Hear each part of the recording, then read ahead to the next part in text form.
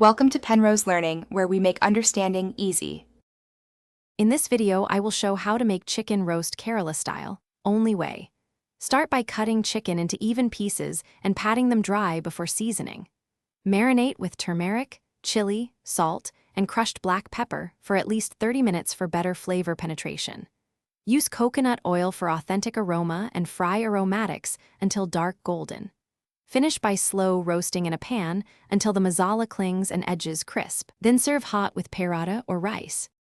Combine toasted coriander, cumin, and black pepper in a small grinder and pulse to a coarse powder for freshness.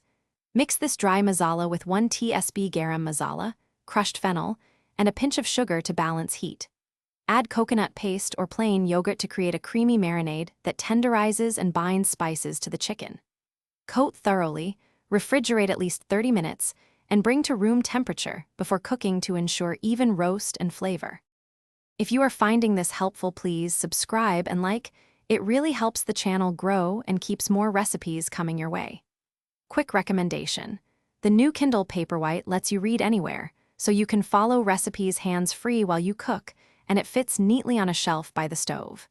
Check the description for the link and other deals. Then now let's get back to the video. Start with a hot, heavy pan and sear marinated chicken in batches to create a deep brown crust, which locks in juices. After searing, reduce heat and sauté sliced onions, garlic, ginger, and curry leaves until soft and caramelized. Return chicken to the pan, add a little water and simmer gently until the sauce thickens and clings to the pieces. Brighten the roast with a splash of vinegar or lime before serving to cut through richness.